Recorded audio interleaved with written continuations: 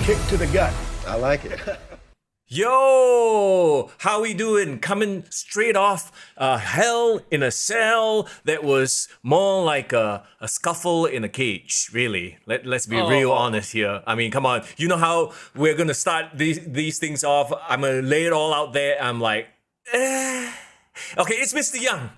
And it's foreign in the building. Okay, Mr. Young, I kind of can sense the tone that will set off for today's podcast. But yeah, I've got some thoughts. I've got some thoughts on Hell in a Cell. But can we first right off the bat say get well soon, Cody?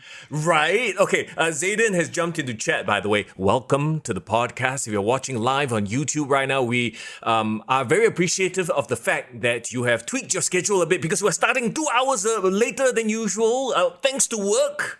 I love my boss. I love my job though, but I'm not complaining. But let's say hello to Najwan. Let's say hello to Zayden as well, who says adrenaline in his soul tore his pec right off his bone. Wow, not bad. Nice. Not bad. Those like lyrics. That.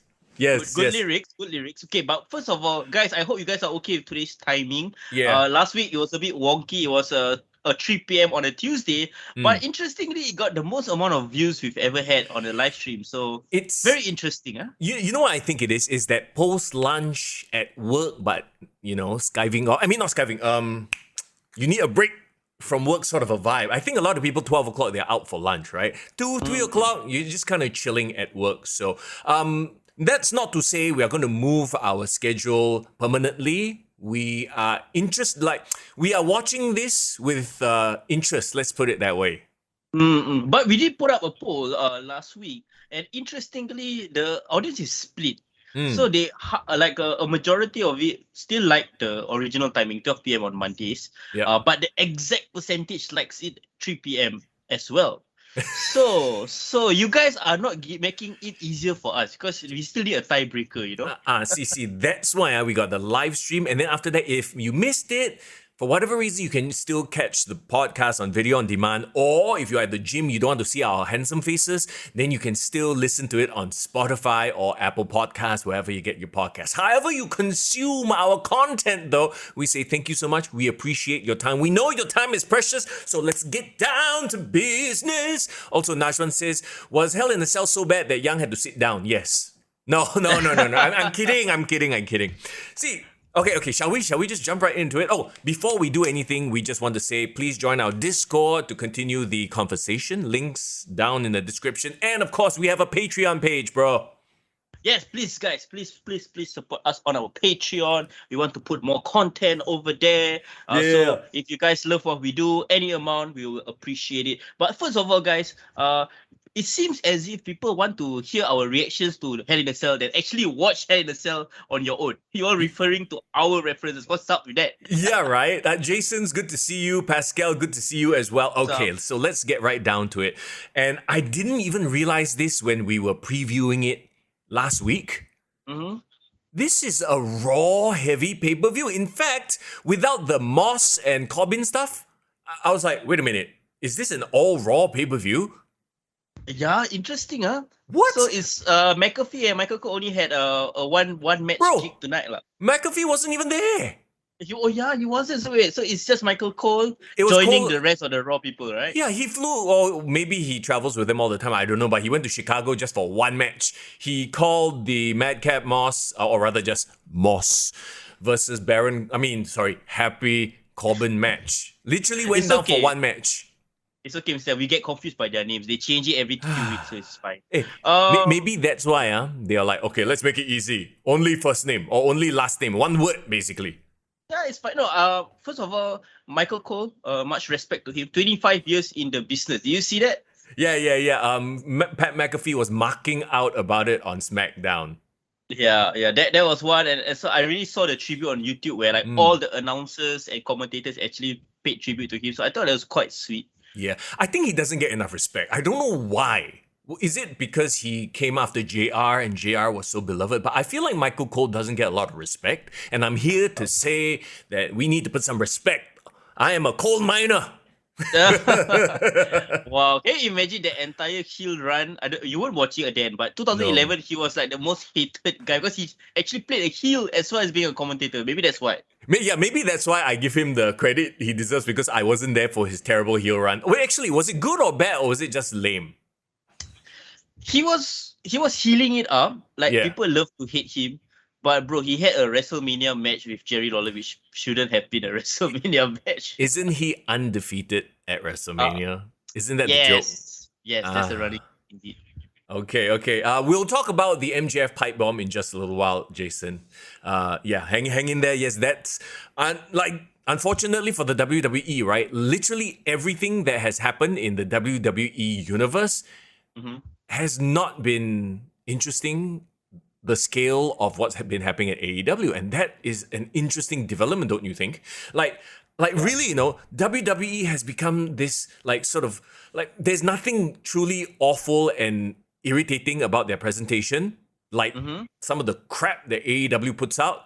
But right now, in my honest opinion, the Bloodline sort of okay, they had their moment. Roman Reigns had his thing. They have all the titles, and now it's sort of settled down. The hype is no longer really there.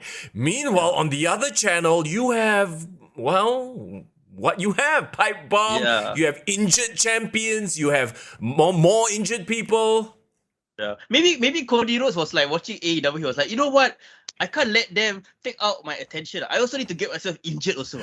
Hey, imagine if this whole thing was okay. We'll get to it. We'll get to it in just a bit. All right, let's go through the card real quick. By the way, y'all, if you did watch Hell in a Cell, Hell in a Cell, be sure to leave your ratings in the chat. Let us know what you thought of it. First up, and man, what a way to kick off the show. Bianca Belair, Asuka, Becky Lynch, triple threat for the Raw Women's Championship. Yeah. First order of business, I like that they started with this match. True. Yes, we've talked about all the things that is not happening on WWE television. No Roman Reigns, all that kind of stuff. But you have to admit, right, the women, especially on Raw, they are holding it down.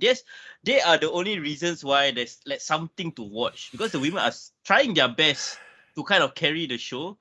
I want to hear your thoughts, but I'll tell you what I thought about the match. Well, when you were saying that, all I could think of, then the women on SmackDown, how? There was no title defense here. Ronda Rousey is the champ, but who is really in line? Really? You got Smiley Gonzalez, who's not really ready. Smiley Rodriguez. Rodriguez, Gonzalez, whatever lah. Raquel, You got Raquel, you got Shotzi, you got Natalia. Really? Are any of those characters up to par? I say no. Right? And maybe that's why they didn't have a match. But then that's exactly what has happened. You have this ridiculous card of nothing but Raw matches and one SmackDown match. Yeah. It's very weird. Like you said, I don't know whether you saw SmackDown, but they actually have a number one contender now. Natalia, right? Natalia, right? So they're going with what's safe. But Natalia hasn't been a hot commodity since when she first debuted. I don't know. No, that's the point I'm trying to make. Like, I feel like it's so weird. There was a point in time last year where SmackDown was like the most interesting thing on WWE television, right? Mm-hmm. But it seems that it has flip-flopped. Like, all the newsworthy things is happening on Raw now. So it's as if like they don't care anymore about SmackDown. Is it because they milk the bloodline dry to a point where, okay, they've literally reached the pinnacle, the peak, and they're sort of just holding still right there? Because what was interesting about SmackDown, was Roman Reigns even there? Or is he on super part-time contract already? And I'm sorry, He's been off this summary, bro. The Usos, as much as we love them as performers, they are not the Roman. They don't have the presence. They have been portrayed as lackeys, and even now that they're double champs, like them versus Riddle and Shinsuke, I was like, really? Nobody expects Riddle and Shinsuke to pull this off. I'm assuming Randy Orton is legitimately injured. Yeah. That's why he's taking time off, right? Very sad because they lost one of their top acts in WWE. Not just Raw, in the whole of WWE. Team RK, bro, right? See, this is the problem. You don't build your tag team division, and when one fella goes out, that's it already. Now you have no real contenders. Yeah, it's tough. But we digress. Let's go back to the triple threat. Okay, let's go back here. Their whole interaction has been kind of just the matches are good. In fact, I would say this match was great, right? Yeah. I enjoyed the hell out of the match. I was actually at work, while watching. Low-key, check your phone, low-key. Not really no-key. I was actually very enthralled. So kudos to them. They got my attention. And I was on air. My partner Jackie, right? She also got drawn in. And interestingly enough, I can tell you which matches she as someone who watched it for a little while, but then stopped watching it altogether. And she was only introduced to it because of me, right? Yeah, I remember. Wait, Mr. Young, let me set the stage correctly. So you were at work, you were doing your live show, and you had your phone or your laptop on, so both of you can watch it at the same time? Yes. So I can actually, like you did it last week, right? Now this week, I it's interesting to see which wrestlers, because this is like a whole new generation of wrestlers to her. She doesn't know a lot of these people. So it's interesting to see which one she picks out as, potential stars, impressive, blah, blah, blah. So you did it last week. I'll do it this week for Hell in a Cell, okay? Very interesting, Richard. Yeah. So what's your thoughts? What's your thoughts and what's Jackie's thoughts on this? Okay. I love the hell out of this match. I think it was off to a hot start. It was a quote-unquote contested match. It was very back and forth. Jackie immediately had her eyes on Bianca Belair. Remember, we keep talking about she is she looks like a star. She looks physically impressive. She looks athletically impressive. And she looks young as well. Yes, she looks like Mr. Young, very young. Okay, but very interesting that you said that, because Bianca Belair is like, I would say, has the crossover potential of Sasha Banks, right? Yeah. We know that. But one thing I want to give credit to is actually Asuka, bro. Oh, that's the other thing. Like Jackie was immediately like, hey, who is she? Oh, she looks very interesting. So as much as some people want to say she's playing up a stereotype, it does get attention. Okay. So Jackie notices the two girls, but then does she notice big time backs? Yes, she did. She liked her style. She doesn't recognize her, No. but she thinks like, this girl's like a star. Yes. Very interesting. It's like, interestingly, from the presentation itself, boom, like this match caught her attention immediately, and she watched most of this match. Yeah, no, that's great. Now, what I wanted to say was why I wanted to give kudos to Asuka. Asuka was gone for 9 months, right? Yeah. Then when she come back, bro, do you know? I don't know whether you know this statistic, but she has main evented the last 4 Raws in a row. Oh, really? Well, honestly, she deserves it. I wish that they would push her the way she had her dominant run in NXT. But we know, that will never happen again. But she is still going out there having amazing matches. And maybe just cut down on the theatrics so much, like the bad acting, which a lot of that, like, I almost feel like, you know what it is? It's like, okay, we need to fill a 5-minute segment, go out there and act. Yeah, no, but it's funny because she kind of have transcended what they're trying to make Shinsuke do. Like Shinsuke doesn't talk a lot of English, but because of his facial and his expression and his come on, then it's like becomes entertaining, right? Yeah. They seem to have found this sweet spot with Asuka. Actually, not really a sweet spot. It's like they a bit only over. They tell her, okay, just go over the top. Yeah, a bit too much. Hey, Jason, I'm talking about my on-air partner, not my wife, lah. Lama. Yeah. Jason, get with the program. Can somebody update the story situation? Irvin says WWE understands casuals. Exactly. And that's the market that they're going for. We keep trying to confuse that. Let's not get it confused, man. WWE, mass market product. AEW, hardcores only. Oh, I just okay. realized. Yeah. Jason is from Brunei, so she probably doesn't know that Mr. Young is actually a on-air radio DJ here in Singapore. Sure. Okay. He has a morning show every morning, and he's still watching wrestling. That's a true fan right there, bro. Multitasking, like Najran says, multitasking, bro. Okay, so, I mean, I honestly don't have too much to say about the match other than it had my attention and I wasn't taking notes because it had my attention. So that means it's a good match. Yeah. It was early for me. I woke up just in time, so I was like groggy and stuff. But the moment, Becky Lynch came out with that weird ass looking alien-y thing, I was like, okay, this girl is ready for the Met Gala and she's ready to kick ass. Okay, I'm gonna watch. Bro, she's channeling Lady Gaga and all that. Yeah. Who is do the Rollins? I mean, Seth and Becky. Do they have a personal stylist? Because they have like the most drip out of all the WWE superstars. I think probably they both share or compare notes before they go on the show. Okay, I Yes, want to wear okay. this, I want to wear that. Bianca Belair winning was the right decision, I reckon. They needed to put her over, and they put her over strong. It was almost, okay, so this is now me talking, right? Not Jackie anymore. While I was watching this match, I'm like, wow, they're really putting over Bianca. Like, they're making her look as good as they possibly can. It was almost as if the instruction was, go in and make Bianca look good, and they did. It wasn't forced. They made her look good, and yeah, job done. Job well done. Yeah, I know, but there's a method to that madness. I think she needed the rub more than, I mean, Asuka, Becky made women, right? So they needed this push for Bianca. It's good that she pinned Asuka in a way because it keeps, Becky's still going crazy and like, oh, this is not me. I didn't lose the title, blah blah blah. Yeah, so she can have that one-on-one, match in the future. I wonder if the way forward is Becky Lynch winning back the title at some point and then unifying it with Ronda Rousey, because all this unification business seems like the rumor and innuendo that WWE is done with the brand split again. They are so what's the word?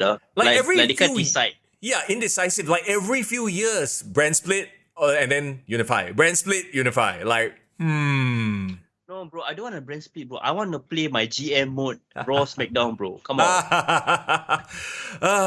Okay, wait. Zayden says Seth started to use Becky's stylist. Okay, there you go. So they're sharing a stylist lah.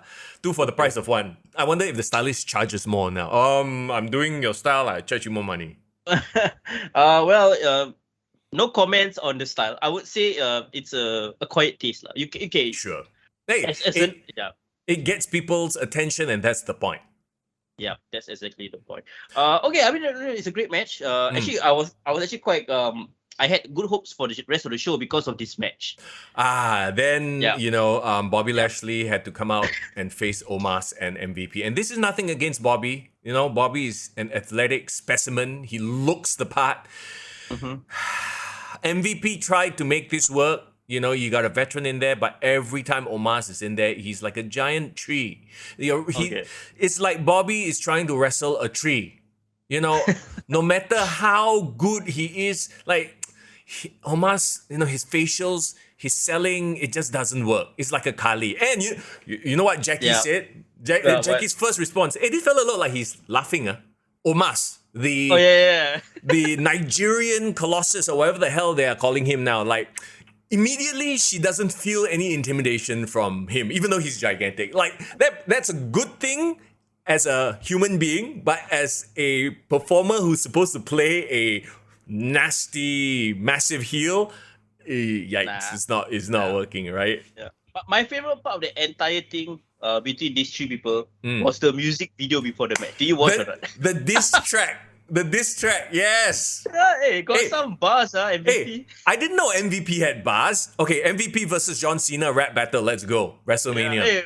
Actually quite funny. I think he compared ECW to the new Coke, and I was like, it was quite good. But then you had to throw in a line with Omos. Then you hear like randomly suddenly one Omos. Omos is the most anticlimactic hype man you can have in rap, so I think we should just keep him away from the track, but sure. Okay, so I don't want to be that guy that's like, oh, he sucks, let's just get rid of him. How can we make him work? If we had the book, if we were the booker, fantasy booking, how would we make Omos work, knowing his limitations, which are many? First of all, I won't give him a dancing gimmick like Shanky. That's first of all. Oh.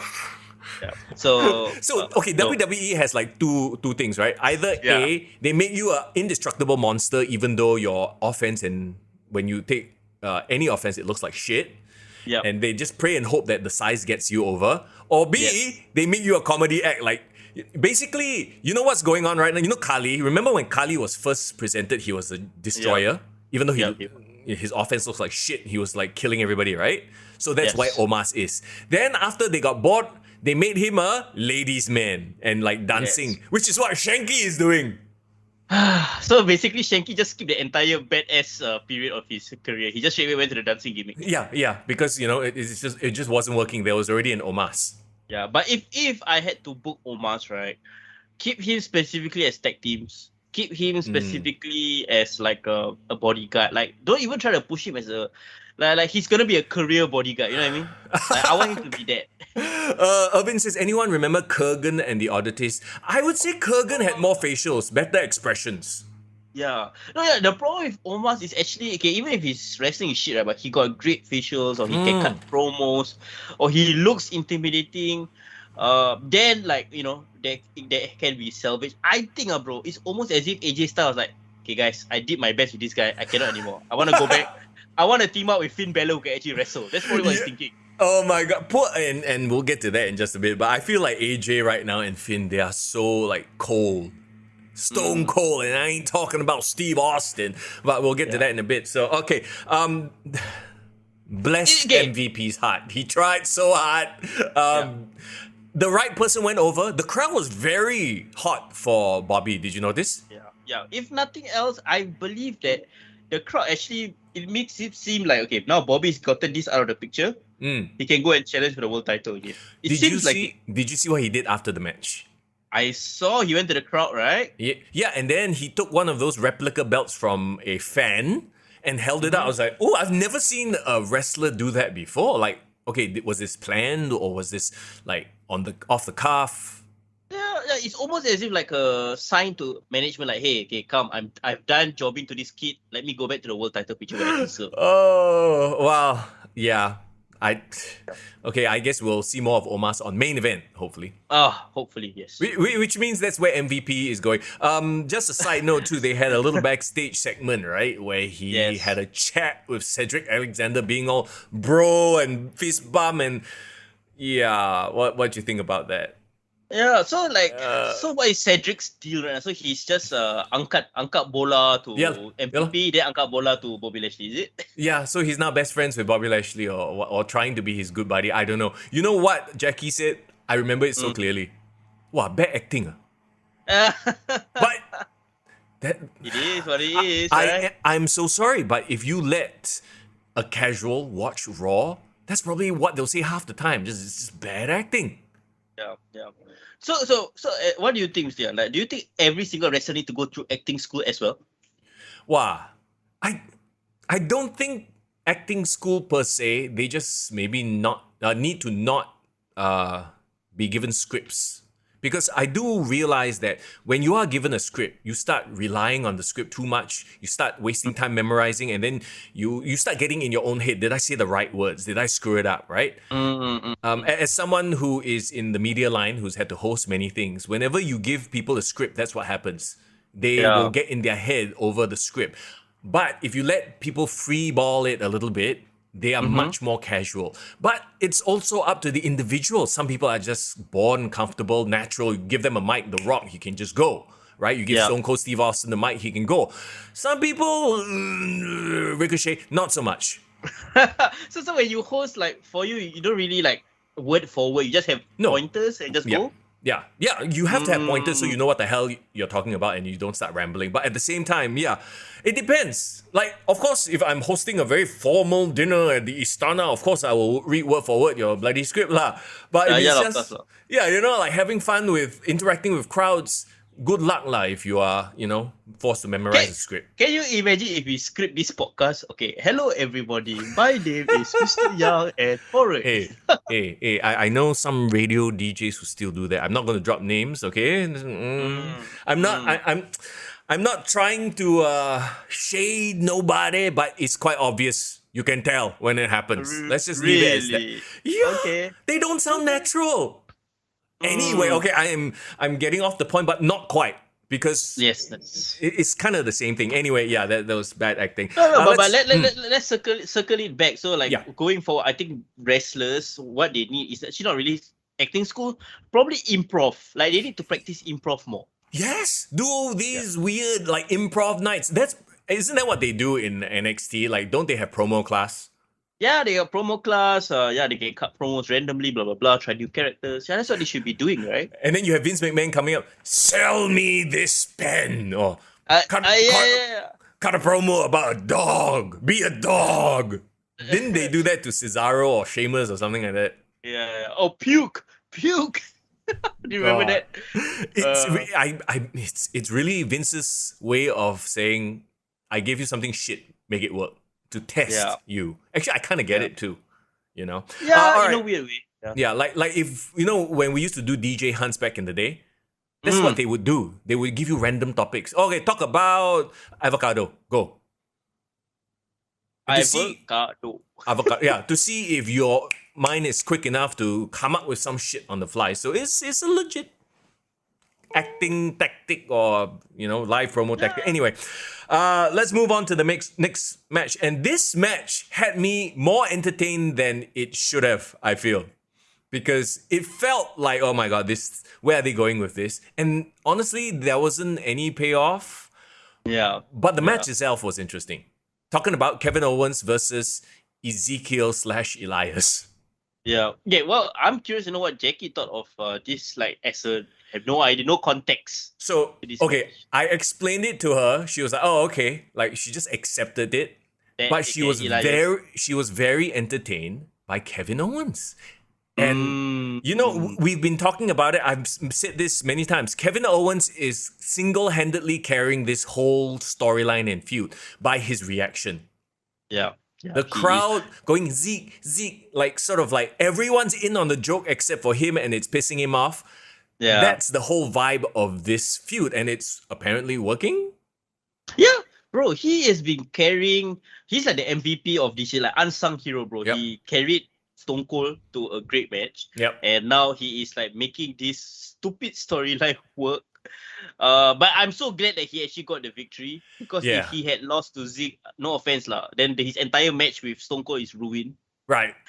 Yeah, so I you know what? I hope that since they are lacking in main eventers right now, Mm-hmm. fuck it lah, push up Kevin Owens to the main event scene. You know, Sure. Well, I mean, He now needs that it, man. now that somebody is injured and is going to be away for a while, the match itself, for some, actually, what Jackie also mentioned, that for a big guy, he's very mobile, Kevin. Yes. That's actually one of the coolest thing about him. Do you know that how hard it is for a guy like that to do a second rope moonsault? Like, Yeah. that's impressive, legitimately, right? Bro, remember when he ran up the Raw? Was it Raw or was it the WrestleMania sign or whatever? No, he ramped it. No, was that somebody else? No, he No, jumped what are you off talking about? He jumped off the WrestleMania sign. No, That was the pandemic WrestleMania, right? wasn't there a Raw ramp where he ran up the LED board and then did a flip? Oh, yeah. It's the skateboard Raw ramp, remember? Yeah. Like, shit, isn't like for a guy that big to be that agile? Yeah. Maybe that should be something they push. I don't know, but yeah. I mean, and Ezekiel looked jacked.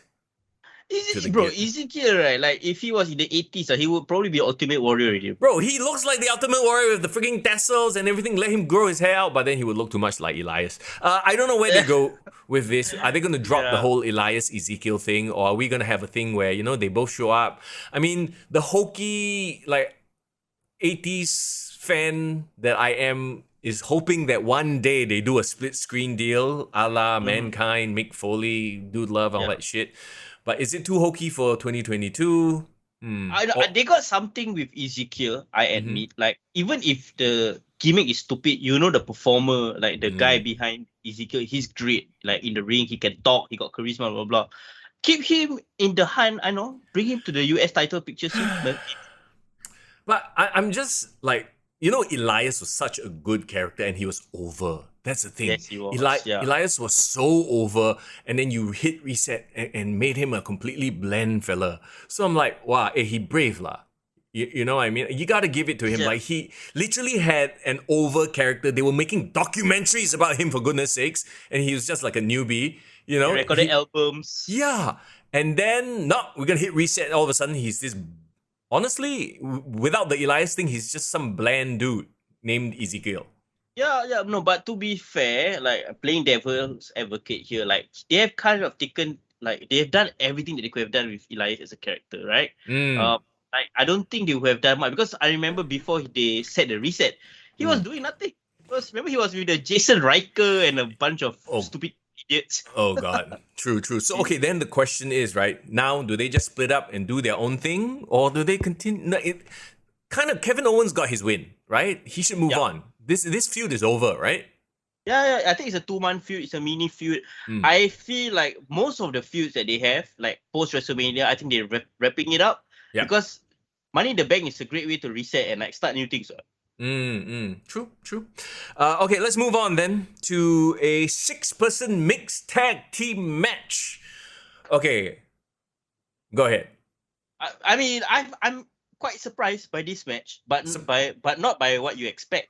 Okay, it's a Judgment Day, of course. Edge, Damian Priest, and Rhea Ripley versus Finn Balor, AJ Styles, and Liv Morgan. I guess, okay, for me, I guess I was expecting some kind of turn or somebody to join, and that's why when the finish came, I was like, oh, okay. Then I was waiting for more, and then nothing happened. And I was waiting for more, and then nothing happened. So I was like, deflated a bit after this. Maybe because you had the expectation, right? But for me personally, I just wanted to see like how Judgment Day will work as a team, whether they could work as a team.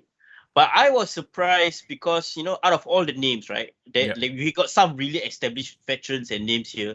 The two people that impressed me the most about this match was Rhea Ripley and Liv Morgan. Do you feel that way as well? I feel like, yes, I agree with you, yes. I feel like they got the memo. Please make Liv Morgan look good. It's like a bit, to me, it's like, oh, okay, wow. They really, you know, gave her an opportunity, and, you know, she took hold of the opportunity. And that goes back to what I was saying as well earlier. Like when Finn came out and when AJ came out, I was like, wow, I feel like nothing. Like they don't feel like the big stars on the show, right? Yeah, people pop because they're recognizable names, but they have literally zero momentum going into this. Yeah, very unfortunate, but I almost feel like you're right. Like the entire match actually was catered to highlight the girls almost. But I'm not against it because I feel like that's the whole point, right? If you want to do a mixed tag, right, you have to elevate all the stars. But I feel like Rhea Ripley and Liv Morgan being part of their respecting teams and like fighting here makes them bigger star than they just two of them feuding on their own. Do you reckon it's because they're the two youngest rising stars as well? Because we've talked about this. Damian Priest, he's kind of already hit, like he's older, right? And obviously AJ and Finn, they are veterans, and Edge is a freaking legend. So so I feel like maybe they were talking about themselves and like, you know, we don't need to have the shine. Like AJ Styles, Finn Balor doesn't need to get over and as they are. Let's highlight the two ladies, like and also credit to the girls. I feel they recognize that they are given an opportunity right now. Like it's not every day that the girls get to wrestle with the guys and very established over guys, right? Yeah. It's not freaking Omos and Liv Morgan, you know what I mean? It's like AJ Styles and Finn Balor. So I think they took their opportunity with both hands and they really showed out. So kudos to them. So, should we expect somebody to join Judgment Day on Raw? Because the heels got over again. There's no like payback. Like it's just been loss after loss to me, it feels, for the faces. So AJ where do they took go? 3 losses in a row, bro. Yeah. No, and then before that was what? Omos. That Omos bullshit. So like AJ seems, and Finn as well, because he's been losing to Theory. Right? And he disappeared for a while. Like, oh man, they need to rehab those two so bad, I feel. Yeah. AJ and Finn needs to reset. You see, if they kept their characters strong, even Roman gone, Randy gone, Raw will still have AJ Styles as the top champion, Finn Balor as a contender. Fuck, Finn Balor, AJ fight over the WWE title could be a 3-month program, you know? Yep, there you go. Hey, Mighty, it's good to see you, by the way. Mighty T. Hello, Mighty. In the chat. Thanks for joining us. He says that Liv is a rising star. She'll be a women's champ one day. I like it. Oh, do you hear the name they gave their faction? Who? As in Liv Morgan and the rest of the Bullet Club. Yeah. What? It's stupid lah, but it's kind of cute lah. What? It's the Boliv Club. The Boliv what? What? Say that again. Like Bullet, but then the L is LIV, so Believe Club. Oh no, It's stupid. It's stupid, bro, but I'm sorry lah, but what is up with all the childish names? I guess they're really doubling down, digging their heels into this whole we are catering to the masses. Yeah. No. It's not WWE that's calling them that. It's the fandom that's calling them that. Don't worry. It's not a professional name. Okay. If it is, then I might have thoughts on it. Okay, you know what professional name I just cannot stand right now? What? because they're so badass and they have so much potential. And I thought, when Pat McAfee called them the Eastie Boys, they would stick with that because that actually has a ring to it. It sounds cool. It rolls off the tongue, but it's a bit too smart. Don't you think? Yeah. They're calling them the Brawling Brutes. While can you what are you catering to WWE superstars in the 80s? The Brawling Brutes is the worst name. Isn't it a play on the toys like the WWE Brawlers, is it? Oh, yeah. I don't know lah, but it's like, the alliteration BB, Brawling Brutes. Let's get what? No. Anyway, they won't even... Talk about a feud that has run its course over again. How many times have the Brawling Brutes and New Day fight with them? And that's why the New Day are so boring at this point. They're so boring. The Brawling Brutes, I just cannot. And maybe that's why they weren't on the card. That's the comparison. I think the issue with WWE right now compared to AEW. Everything in AEW, you cannot deny that everything there is new and fresh. You can't say that they have repeated it or what. Everything that is slightly new or they're trying new things or they didn't let anything get stale, right? Yeah. No, the problem is though, CM Punk versus random jobber from Elevation doesn't really count as entertaining television. You know what I mean? Yeah, it's not. But still better than him fighting how many people 3 times, 4 times in a row, right? So once again, it is complete ends of the spectrum. I apologize if you're hearing any. I have planes flying by. I have fumigating once every few afternoons they fumigate the condo next door to kill the bugs. Wow, it sounds like a goddamn construction site here. Anyway, I don't hear anything, so I'm okay. So yeah, good. What were we talking about? Other than fumigating. No. It's like AEW and WWE, 2 ends of the spectrum. Really, one side is we are giving you nothing but fresh matches, even though they are a bunch of jobbers, matches nobody wants to see. Versus WWE, the same fucking match over and over and over and over and over again. It's why is there not a middle ground? Bro, NXT Black and Gold. Mighty said it's been 15 weeks of them fighting, bro. Oh, jeez. Holy crap. All right, let's move on. Okay, yes, Judgment Day 1, it makes sense, I guess, to establish them. But to be honest, Finn and Liv and AJ have been losing consistently, so it doesn't feel like anything. I didn't feel this is a big deal, the heels won. It just felt like they lost again. What's new? Yeah, where do they go from here, right? That's the question. Okay, let's move on. Madcap Moss versus Happy Corbin, the one SmackDown match. I'm so sorry. Wow, everyone on SmackDown must be what the fuck is going on, man? Yeah, I mean, okay. First of all, Madcap Moss, bro. You think, once I tell you, right, you cannot unsee it, bro. Doesn't his face, his physique, look a bit like early 2000 Triple H to you? Okay, if the head shape looks more like Mongol McMichael from WCW. But I see where you're going with that. Also, Tobikin, how you doing? Tobikin says, "Fire me, you forkin' mark." Wait, we haven't started that yet. Yeah, we're gonna get to the big pipe bomb because we have to put the actual interesting stories later. Right now, we're just recapping Hell in a Cell. Look, I love the fact, and we've talked about this for weeks. Once Madcap loses the stupid suspenders and takes himself seriously, he looks like a badass, and he looked like a badass here. Yeah, he did. He was serious. Other than their stupid names, actually the match was quite intense. This hardcore match. Yeah, it was. Bro, the ending spot, bro. I legitimately cringed, man, seeing what the fuck he did. Right, the chair in the neck and then the stairs coming down. That one. Yeah, even his injury from a couple of weeks back when they had the trophy on his leg, on his neck. I mean, that was crazy. So it's a similar vibe, I guess, tit for tat. So being the face, even though he's supposed to be a good guy, Baron did the same. I mean, Corbin did the same thing. So okay lah. How do you protect your guy? How do you do that safely? I have no idea. Actual wrestler, please let us know. Maybe he doesn't hit close, and a lot of it also you 1 inch off and that's it. You fuck somebody up, So I mean, we can say all we want. At the end of the day, these people put their lives on the line to perform. Sometimes though, it's the booking that lets them down. And yes, in this case, Madcap definitely needed this was the right thing to happen, right? It was a sort of a very hard-hitting back and forth hardcore match, or no holds barred, sorry.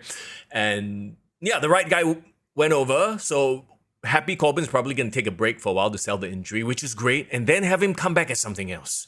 I don't know what, if they want to go back to Lone Wolf or broke-ass Corbin or what. Sad but Corbin just, again? Sad Corbin, yeah, but just no more Happy Corbin. That character is done. Done. Yeah. I hope, Madcap Moss uses this opportunity and actually, like, really goes up the card. Like, to me, it's like Ezekiel on Raw. Like, it's a stupid gimmick, but you know the potential in the wrestler.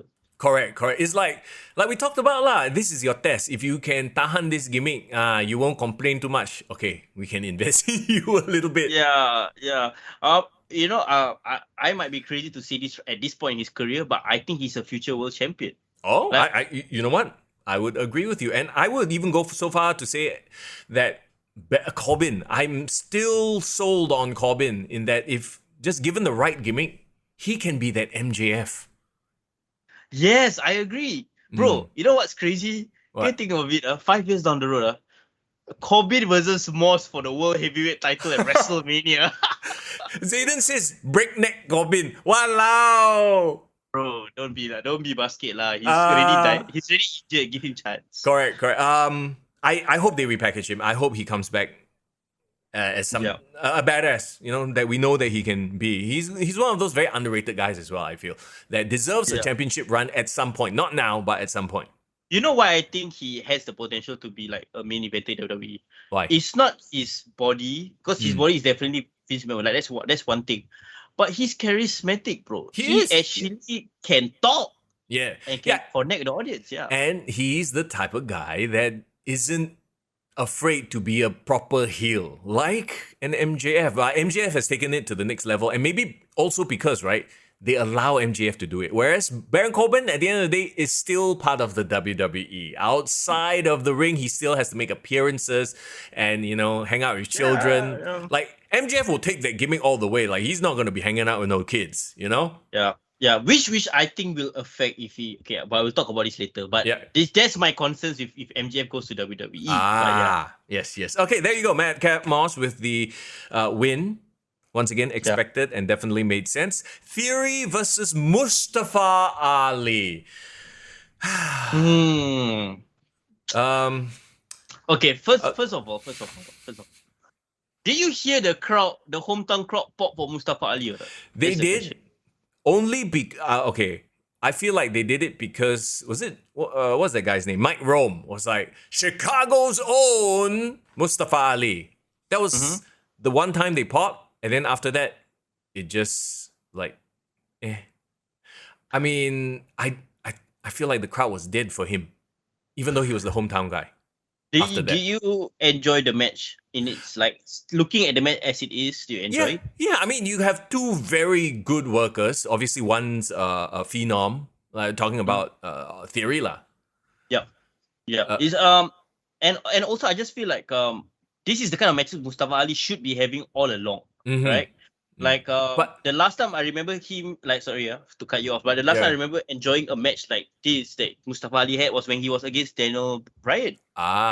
But here's the problem, and I kind of see it from WWE's point of view. You can have the best match on the card, right? If you're not connecting in terms of a character, it doesn't matter because the crowd was dead for the hometown guy. Yeah. I get it, but I feel like when I said do you hear the pop for him, I feel like people respect Mustafa Ali for Mustafa Ali as opposed to what he has done in WWE. Yep. Does that make sense? And the thing is, right, I feel very I was about to say RIP his push because a lot of times they'll be like, okay, you think you're good, right? We give you some screen time. And each time he's had screen time with Miz recently and then with Theory now, right? Honestly, the response has been kind of meh. Like, he's probably working under all kinds of constraints, yes. But the time that he's been given within these constraints, it's been meh. And then this... Yeah, what do you think differentiates him from somebody like Riddick Moss, where you see his little screen time, but he still catches your attention? I don't know if it's the WWE thing where they just push things to an absurd level that you can't help but watch, right?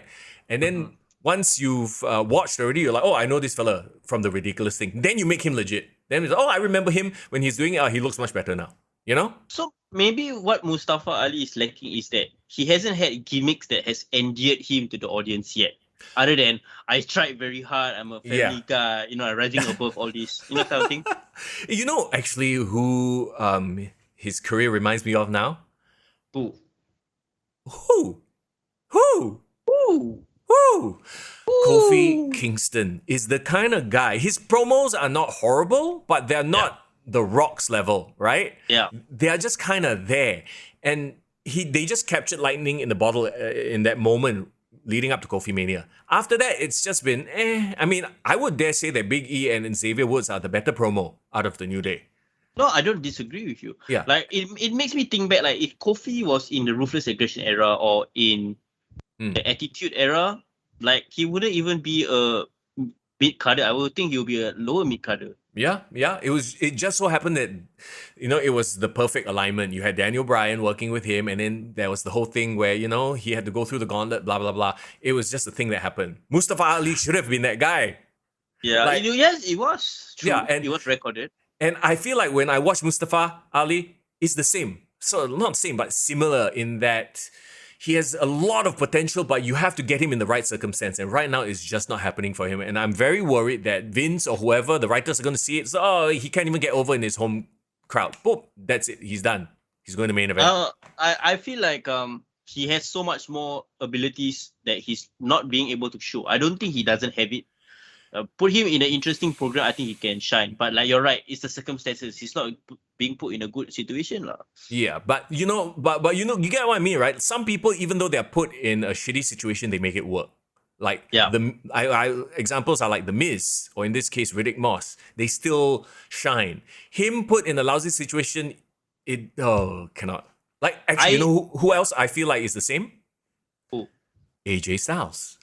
Fantastic worker. You put him in a shit program, he just comes off as shit already. Finn Balor as well. Yeah. I mean, you see where I'm going with this, right?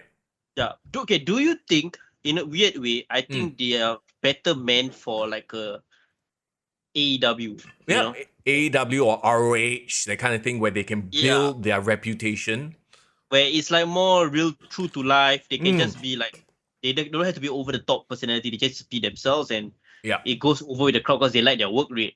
Yeah. As opposed to WWE, where, let's face it, it's a lot to do with, your larger than life merchandise moving characters. So if Mustafa Ali suddenly had an Aladdin character where he was like a Persian prince, probably he would be over, right? Either as a heel or face, but yes. Remember when he came out to the whole Sub-Zero thing? Yeah. No, but that was dope. It was dope, but it got tiresome after a while. But there wasn't a character to it, that's why. Yeah, it just looked cool, but after a while you see the same thing, it's like, okay, you're just used to it already. So there's the other thing. Right? Like, you need to have layers to your characters. If he went to the ring with the Sub-Zero mask and starts talking like old Kane with the... Oh, yeah. Then people were like, oh, what is this guy? Why he got this talking impediment? Like, okay, that would be interesting. So I get what you mean. WWE need to do more than just be a good wrestler. And I don't think they are in the business of Mustafa Ali at this point. They are, however, in the business of theory. And him winning, not surprising in the least.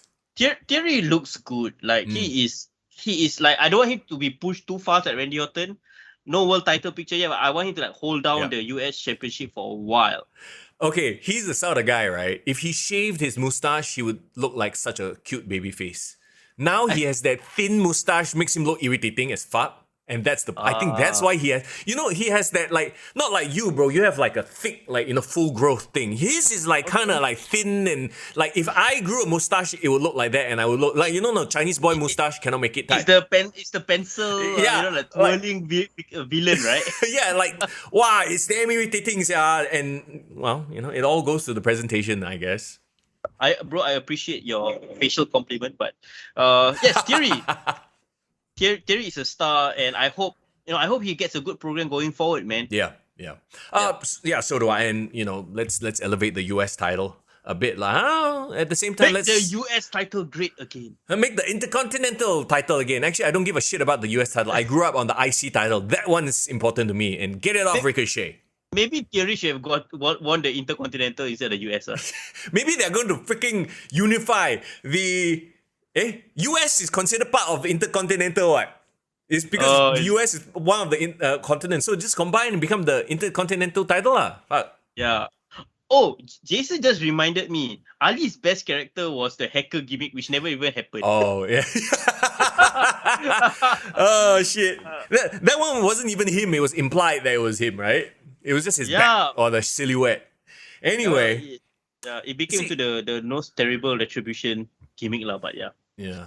Thus far, just looking at the card, right, it's just been good workers, good to great workers, but just the shittiest storyline. Like, I'm not invested in most of them. I'm very sad because they are in Chicago. They are in the Allstate Arena. Like, that's the home of Money in the Bank 2011, where they had like one of the best nights of the company's history. So I feel like they should have put in more effort in this card. Like okay, the matches in itself were all good to great. Like, there wasn't like a boring or bad match, but like the story behind it doesn't make you excited for the match. Nope. Does that make sense? But a lot of the WWE programming has been like that. It's almost as if all the writers was wasting their time on, not wasting, or concentrated on the bloodline. And then now that they are taking a break, they're like, oh shit, better start writing. So all the feuds here are like sort of like not fully formed, like, the first week, second week, like sort of weak ass. Like, I guess they were hinging it on the main event. And let's get to the main event right now. And right off the bat, they announced Cody Rhodes injured pectoral tear. Obviously, the question is this a work or is this a shoot? When you heard that news, like straight away when you wake up, how do you feel about it? I was like, okay, the fact that it's a pectoral tear and he's still going to work the match, I'm like, this must be a work, right? And then he took off his jacket and he made his intro. And I was like, whoa, shit. That looks gnarly. Like, I don't know if you could fake that. And I don't think it was faked. Okay, if you didn't watch, by the way, I wonder if I can pull it up. Let me pull it up. Bam, there you go. Can you see it? Correct. That looks, bro. So this is the same injury that Triple H had, remember? Oh yeah, that's right. In that stupid Saudi Mania match, he tore his pec because same like this. Wow, it's hard to watch, and it actually made the match uncomfortable. I don't know in a good or maybe it made the Hell in a Cell even more gnarly. Jason finally says we need to get over the fact that WWE wants us to invest in any storylines because their money is already guaranteed, unlike the past. That's true. Now that we have the network, or in the US, the Peacock, it's like we already paid our subscription. They have no real incentive to make us buy a pay-per-view and get us super invested. Yeah, it's like your pay already come in already, bro. You just have to like, chop, tap into work and just like show up, but not really do anything and put in effort, right? Yeah. A lot of people were asking, and Zayden says that as well, how did the WWE allow the match to go on? Like, obviously, Cody agreed to it and said he could still do it, right? Yes, I don't know whether you saw it, but he actually did a post pay-per-view promo to the crowd. Did you see that promo that he did? No, I didn't. Yeah, so he actually said that me being part of this match was my decision alone. Nobody forced me to do it. I wanted to do it, and I wanted to make sure that everyone who came to the show had their money paid, because you guys paid for me to be here and do the Hell in a Cell match, and that's why like basically he's trying to say that he didn't want to disappoint the crowd. Well, I mean, no matter what it is, right? You have to give him credit for it. And then going back to the joke you made, it's like, oh, everybody on the AEW side injured. I better injure myself, yeah? And then not only injure, but do the match. Okay, no, all jokes aside though. No, because the reason why I said it, because I just thought, I remember in my head, right? Remember that time where for no reason at all, Cody Rhodes set a table on fire. Oh yeah. Just for the sake of it, So like he has had a record of like just doing crazy shit just for the sake of his art to get some sort of reaction. Yeah. But we know this is legit lah. Come on lah. You can't really like. Yeah, I mean, look at his tit. Once again, look at his tit. Oh my god, you can't fake that. Yeah, man. Did you realize the moment he took off his jacket, the crowd just went silent. Like, it was hush. Right, because they saw. At first, they're like, pec tear. I think most people don't even know what that is or have never felt a pec tear before, right? And then to visually see it like that, it was like, oh. And I think, yeah, all of us had that same reaction as well. We were like, what the hell? And he's going to continue on with the match. Like, I find it hard to even but give a rating or judge the match because dude's obviously injured. Yeah, okay. I'm not okay. I'll share my personal experience, but I've had like a I would say a minuscule tear before on my chest. Okay. Yeah, this was years ago, like in poly, where like being stupid. I think this is probably what he did lah. He want to be hero. He tried to best his personal rep on his bench press, and he just went a bit over. And then like when after you do your push, right, you want to go down. You will rush it because you cannot tahan anymore, right? Yeah. So in that movement of like shifting the weight all of a sudden, a heavyweight will cause some sort of like if you don't do it properly, it will cause a tear in that sense. Yeah.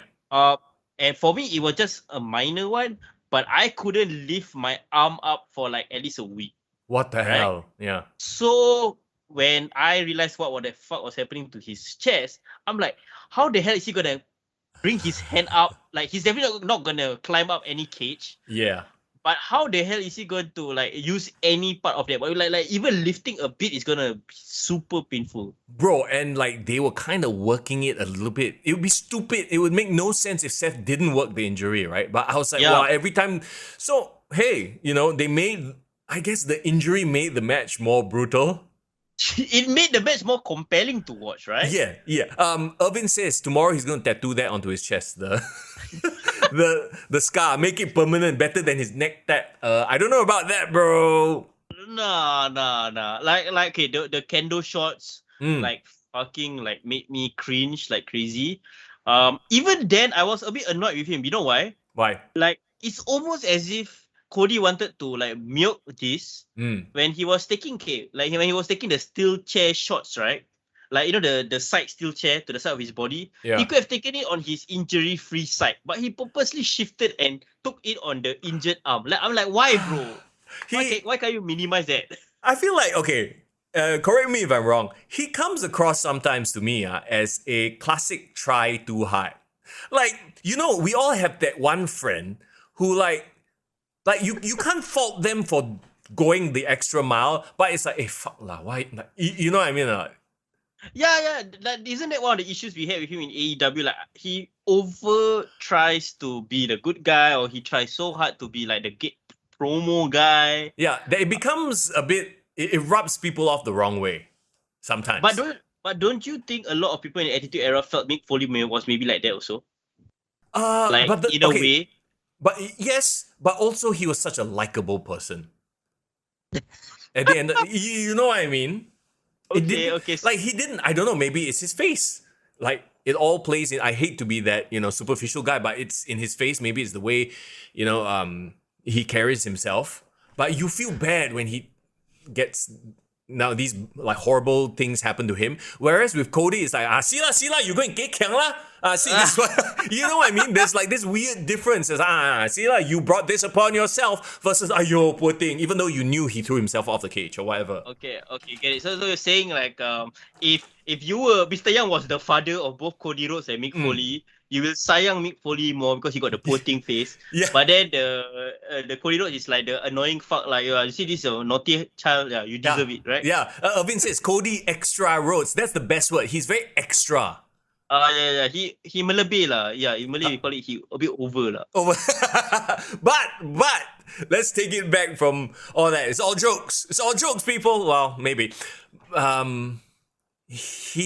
Kudos to him for pulling through with the match versus Seth. I mean, they did what they could.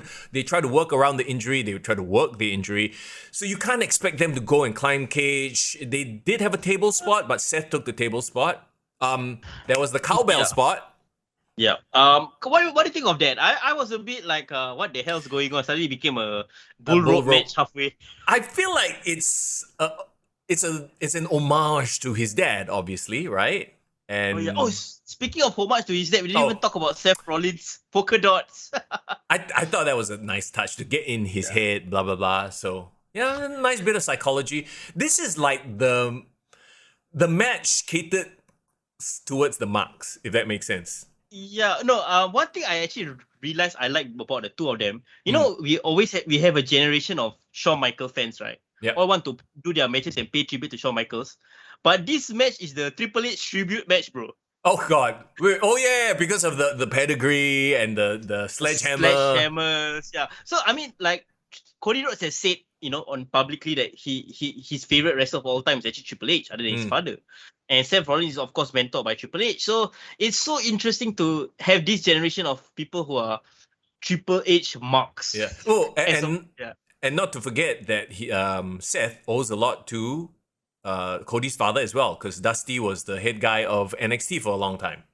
Yeah, so this match is essentially a NXT tribute match lah.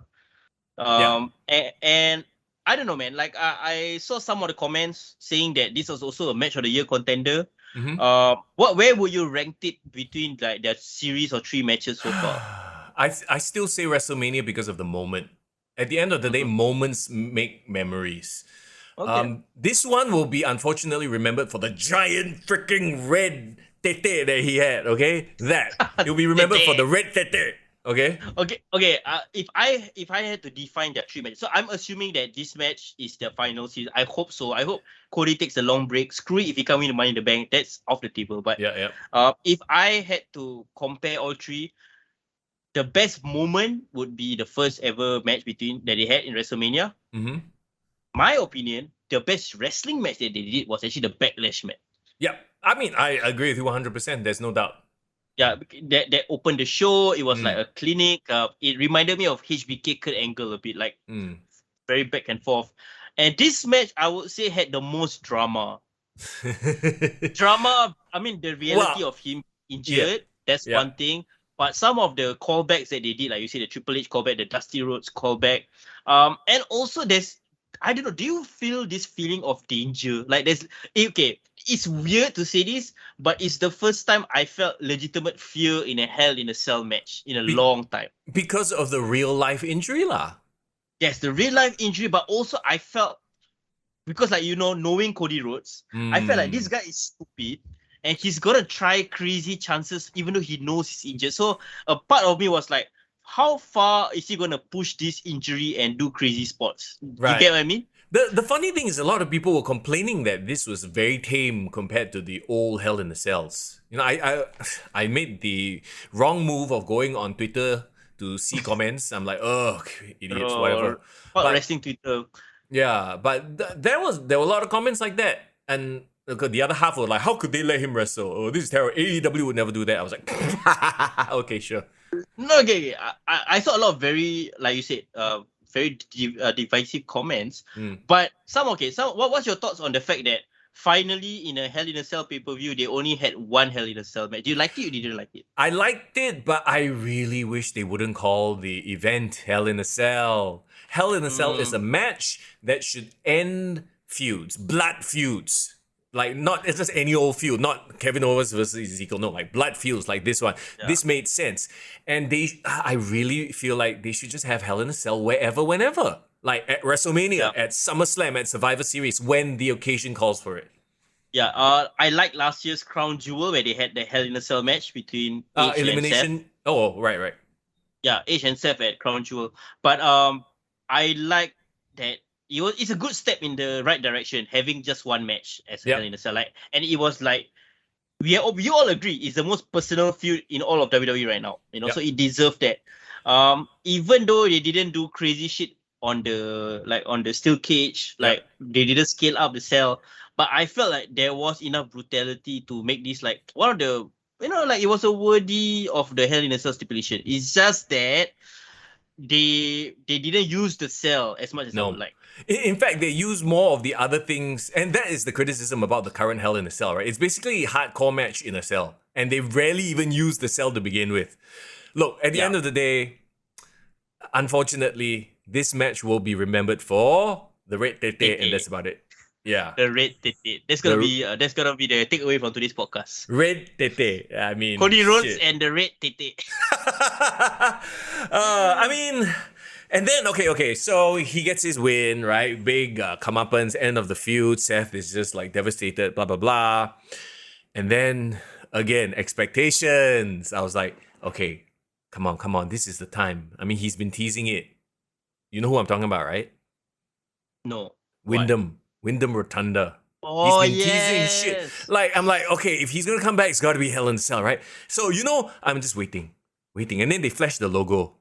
You know, like the end credit end logo. Then I was like, after the logo disappeared, they were still on. So I'm like, hey, maybe got more.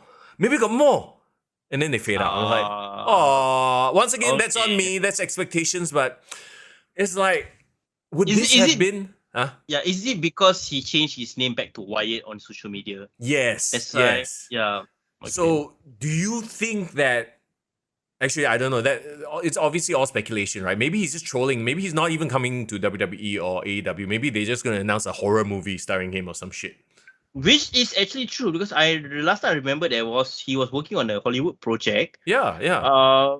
But to be fair, I feel like WWE really needs another big name right now on the card. Like they need someone right now. Actually, if he did a Hollywood movie, wouldn't it be the perfect time for him to come back to the WWE? You know, WWE loves to have movie stars and then they can cross promote and all that, good stuff. Look, our guy is famous, blah, blah, blah. So it would be the time. It would be great. Like, but again, the last time Seth Rollins and Bray Wyatt in a Hell in a Cell match, I didn't really like it. The red lights. Okay, so that being said, now as we look at the pay-per-view, the biggest act in the WWE, the Bloodline, not involved. Roman Reigns, nowhere to be seen. There was one video package about Roman, that's about it. Did it feel less than because of it?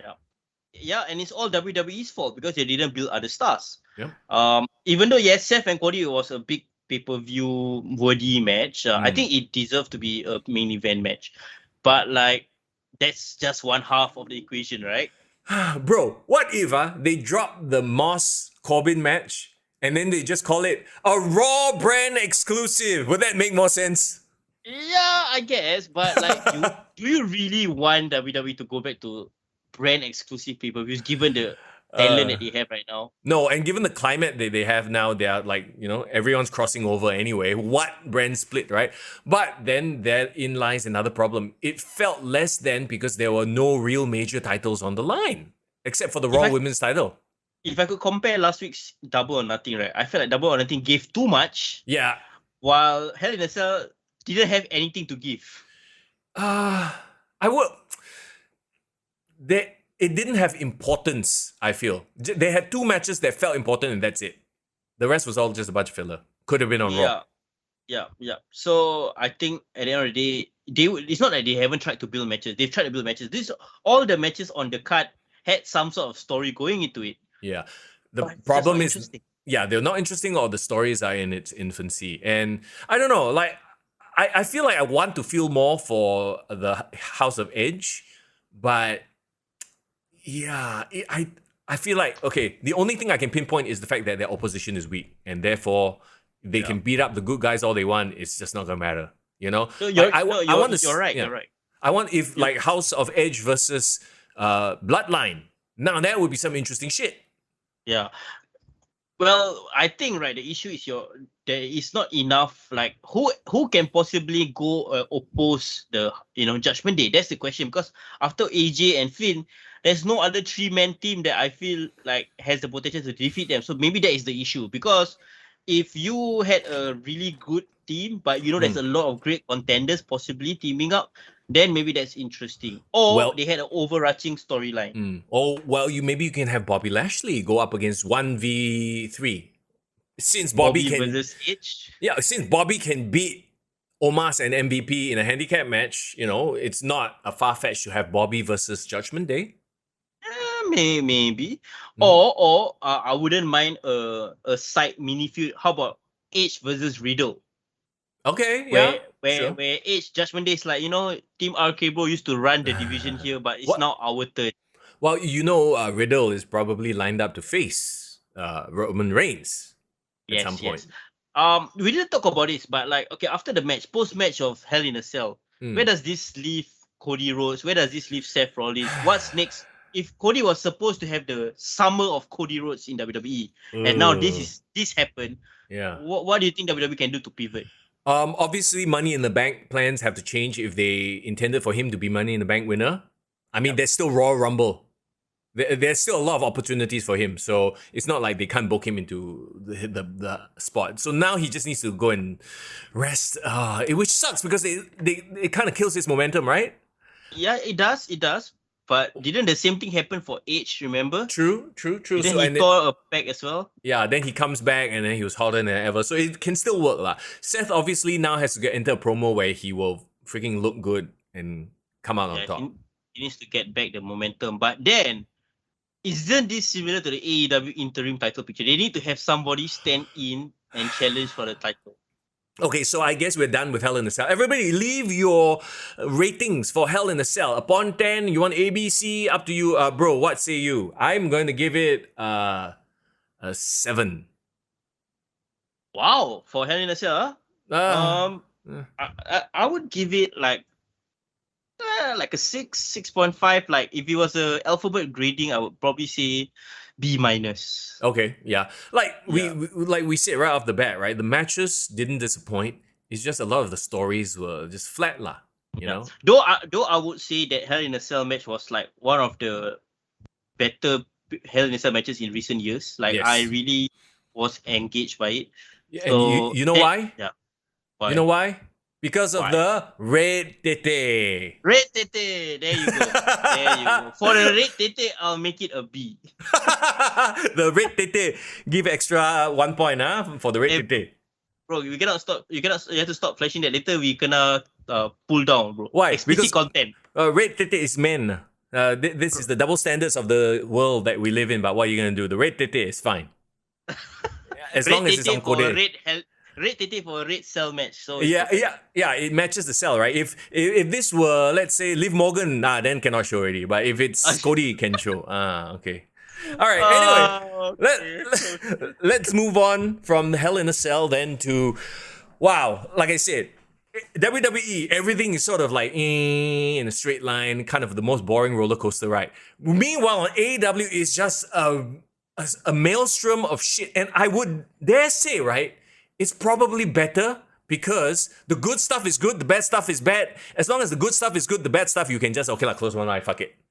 So AEW right now is currently a shit show with all the positive and negative connotations tied to that word. You know what I mean?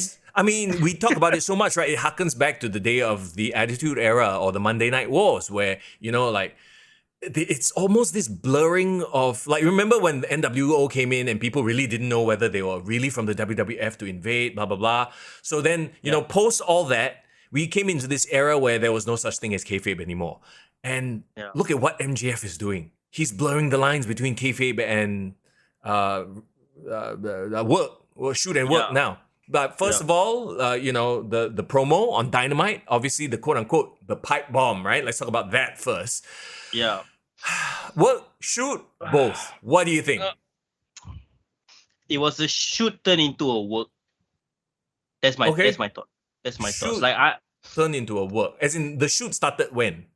The shoot is legitimate disputes of their contracts. Okay. Like MJF legitimately had an issue with him not being paid well. I felt legitimately he did no show the event. I felt that he still was professional enough to still turn up to job to Modlow to put him over. Yeah. And even though probably it hasn't been like public knowledge yet, but I believe that he and Tony Khan have already sat down and like iron out his issues. So and that's why it can go on TV right now. So a shoot that turned into work. I see what you're saying. Irvin says MJF got paid now. Okay. Yeah. What do you think? Do you agree or do you feel you have another opinion with regards to I mean, I don't have an opinion anyway. I'm just sitting here enjoying the ride and just enjoying this really, really entertaining motherfucker do his shit and playing playing the smart. So now it's another level. You're not just playing the marks, you're playing the smart marks. Okay, random thought, right? But Wardlow went from this huge babyface finally conquering to getting into a promo against Smart Mark. Yeah, literally, you went from Smart Mark to Smart Mark. That's why I remembered because I wanted to bring it up. And I'm like, bro, the MJF made worked so hard to get this guy over, and now you are putting him in. I don't know. I actually feel very worried for Wardlow that they will drop the ball. It's almost like, you know how Chris Jericho put over Orange Cassidy and then they completely dropped the ball on Orange Cassidy. Yeah. Yeah, we can talk about that. Like, now he's gonna have some sort of rivalry with like all the bodyguards in all the arenas in America or something. I don't know what's that all about. unless you're telling me Smart Mark is debuting somebody that can go against Wardlow, then I feel like I have no idea what the whole point of this storyline is about. Yeah. Um, okay, let's just go back to the main event. Let's go back to MJF. Arguably he has more heat on him than CM Punk. And I wonder if he purposely coincided all this, like timing wise, don't you think it's perfect? He loses to Wardlow, like basically you lose all your heat, right? Because you finally got beaten. Literally immediately after he gains back all his heat. He didn't even sell the beating. Do you realize that? So I'm like, wow, okay, so you did what you had to do. You professionally put over Wardlow. Then you come in, you freaking just gain back all the heat, and now he's the most talked about guy in pro wrestling. Yeah. Did I hear no lie though? Did I hear any lie from what he said? No, exactly. So, obvious, and Tony Khan, he probably got convinced, and rightfully so, that this is gonna be great. This is gonna be great, and it's great that I don't know if they bleeped it out in all stations, like all across America. Apparently, some of them were late to the beep, so the F-bomb did go out. You watched it on Fight TV, right? Yeah. So Fight, it was live. So when I was watching this live, when I started, you fucking Mark. Yeah, when he said that, I was like, holy shit. Okay, this like halfway through that promo when he was ranting, I was thinking to myself, okay, this is a good promo. Like, where is this gonna go? But by the end of it, I was like, oh shit, did I just watch like this generation Spike Bomb? Like, this is gonna be the promo that people in the 2020s will talk about. It's one of the best promo. Yeah. But I was still like, in my mind, I was thinking like, am I like kind of over hyping it up? Like, is it really that big of it? Because I was watching it alone, just on my own. But then once I opened up social media, holy shit! Like, everyone just went crazy. Well, the fact that he freaking went against where he broke kayfabe and he called out the boss and dropped the F-bomb. Yeah, in certain markets they didn't beat the fuck lie out because they weren't fast enough or whatever. So you have to be like, oh, that's got to be real then. So either they are like, okay, we can take the damage, but to put this angle over, because they'll probably get fined, blah blah blah. But contractually with like the new network and everything, I wonder if they told the investors and told the new partners beforehand, okay, this is what's gonna happen. It's all part of the storyline. Don't get alarmed, because this is a lot of strings to pull, all at once. Yeah, and interestingly enough, we have to also mention the fact that Dynamite was happening in Los Angeles, their first ever show in LA. You realize, right, throughout the Dynamite, there was a lot of celebrities. Yep. Apparently a lot of Warner executives. So this was a big night. So the fact that MJF referenced it right off the bat, it almost felt like, if I was MJF, I'm putting myself on the shopping window, right? Like, I want to show all these executives, this is the reason why you need to pay me a lot of money, because I'm actually the biggest star on this show. And I think he's proven it, right? So, but then my question is this promo a work or the shoot? As in, did they already work this shit out and then now this is the work? Or is this the shoot? Yeah. What if it was a work, but they're keeping it from everyone, including their own roster members? I mean, like, literally, it's just between MJF and Tony Khan. I mean, that's a fine line. It's like almost as if Tony Khan's going, wow, nobody can touch me. I'm this millionaire, right? Until the executives start making decisions and saying, actually, we don't like that, and then it's like WCW all over again. Yeah, and also the problem is, I think he has said in previous interviews that he does not want to work his own roster members. So if he's keeping shit away from that, then doesn't that build like resentment? Doesn't that build like, oh, yeah, how can he do this and I can't do this? Yeah, so you're building heat in the locker room, right? Yeah. But then again, he said some really good points. Everything that he said wasn't a lie. Like, he literally is, you agree with me, he's one of the the most drawing, like Yep. he has the biggest draw in terms of in Dynamite. Like you always want to see what MJF does, right? Yeah. And he said he was the second most viewed wrestler on the show. I believe CM Punk is number one lah. Yeah. So here's the problem, I feel though. Once again, it's AEW catering to the educated fans. And you give this to anybody else, they'll feel his passion, that's for sure. But without sort of the backstory and without being quote unquote smart to it, I don't know if this gets your mainstream like randos to start watching, you know?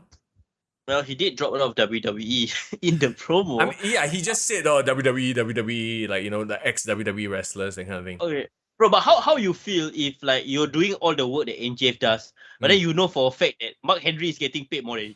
Well, I don't know if I would go on a public forum and go for it, but maybe he's really hit that level of he just doesn't give a fuck and he's just going to go for it, right? He probably was watching Rampage and like Mark Henry was saying like, it's time for the main event. And he's like, oh, so how much that fucker getting paid for saying that? What? $2 million? Motherfucker, I'm gonna kill everyone right now. Yeah. Probably that's the reason. On the entire wrestling world was talking about it, which is very funny lah. In that, you know, now Cody, it's almost as if Cody had to up that by being injured and wrestling Hell in a Cell. That's why. Oh, bro, but interesting thing, they didn't mention it on the show right after. Like the commentators no-sold it, and there wasn't any mention on their social media. You realize that? Yeah. YouTube didn't post it. And they pulled his merchandise. If this is a work, they're trying to sell the work as hard as they possibly can. Because it makes no sense for them, and this is a smart thing to do. Yeah, I believe that's the case. I believe that they are in on it, and because they are, you know, the AEW is more of like they know how to cater to smart fans, like you said, right? So they will do all these things subtly because they know the fans will pick up on it. They don't have to say it. Exactly. So, making it the most interesting thing in pro wrestling right now. Yeah. Except for wait. Red Tete. Red Tete. Red Tete is gonna be the talking point of the show. But after MJF did all that, right? Yeah. I was thinking, where is this gonna go? I was like, even though this is crazy, but he's probably just gonna get swept under the rug. He's gonna disappear. He's not gonna be part of Forbidden Door, right? And then Rampage happened. Oh, right. Then CM Punk happened. Well, okay. See, there's one thing else that happened once the camera stopped rolling after the MJF pipe bomb. CM Punk came out to try to talk him down, right? I saw that. I wonder, like, you know, CM Punk, the guy who first did the pipe bomb, I'm like, is this sort of a, you know, homage to that? Are they trying to play it off? Kudos to them for this hell of a work. CM Punk has turned into the John Cena of AEW, like, essentially. Yeah, in a weird way, right? Irvin says MJF shows kayfabe is important. Here's the thing. Like, who do you choose to break kayfabe and have these moments? You know, CM Punk was the guy. In this generation, I guess MJF is the guy. Yeah, but the thing is, no one has been schooled in the art of kayfabe in the recent wrestlers, the new wrestlers. So it almost feels like a throwback is fresh. Yeah, exactly. Yeah, no, all these other wrestlers are going around cutting promos, acting like they're nice guys and talking about performing with people. Whereas MJF is literally like, you see all his promos, he's a dick. He acts like a dick. Okay, before we talk about Punk, what was your favorite part of the promo? Because for me, my favorite was when he called out all the wrestlers for doing a bunch of bullshit. Yeah. And he said he doesn't have to do all that just to get you to feel something. I make you feel something. Yeah, I make you feel. He gives us the feels, bro. That's easily the best line. And the crowd agreed. The crowd fucking cheered for that. Yeah. So that just proves, like, all these whole old school heels like Roddy Piper, all that, they didn't have to do all that crazy shit. See, in a way, he turned me into a fan of him because he was shitting on people like the Young Bucks and Kenny Omega. Because he's saying, I don't need to do, like, you know, drop people on their necks and do 1,000 moves. I make you feel. I'm like, bro, shots fired, bro. Young Bucks can't be happy with that shit. Did you, I mean, you've always been a fan. I mean, you always liked MJF, right? Yeah. But was this the night that, like, okay, I want MJF to be, like, the biggest thing in pro wrestling? Like, do you believe him after that?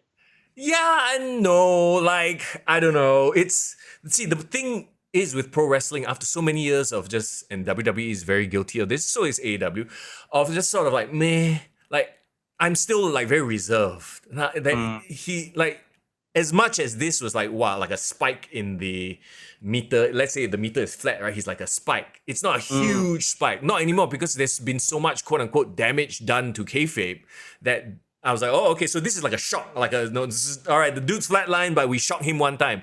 Let's see what he does next. Yeah. So like I said, I didn't know where they're gonna go next because they could have easily swept it under the rug. But then CM Punk on Rampage happened. I'm like, oh, okay, this might be a way to get MJF back. You get what I'm trying to say? Yeah, like what? Get him in the Battle Royale. Okay, so CM Punk is injured. He fucked up his foot or something. And now which explains all the crappy buckshot lariats that he tried to do now. Wait, I thought he fucked up his foot in the match with FTR versus don't know who on Dynamite. Oh, before already. He said he was nursing the injury for a while, but it got worse during the Hangman Page match. But it does explain why he couldn't land properly on his for his buckshots. Yeah, his punk shots. Punk shot. Yeah, sure. Look, I mean, whatever the case may be, I mean, people have forgotten. The crazy thing is, right, his title win is no longer the biggest news. The wrestling news cycle is so crazy these days. You had that, then you had MJF. Of course, today you have Red Tete. Yeah, he got overshadowed. You know what's even more sad than him being overshadowed? What? Hangman Page nowhere to be seen. Wow, fuck. Wow, poor Hangman. Oh, and also, I didn't have time to watch Dynamite live. I watched it after the fact, right? I saw a random clip on Instagram. I was like, is Miro back and is he killing Hangman Page?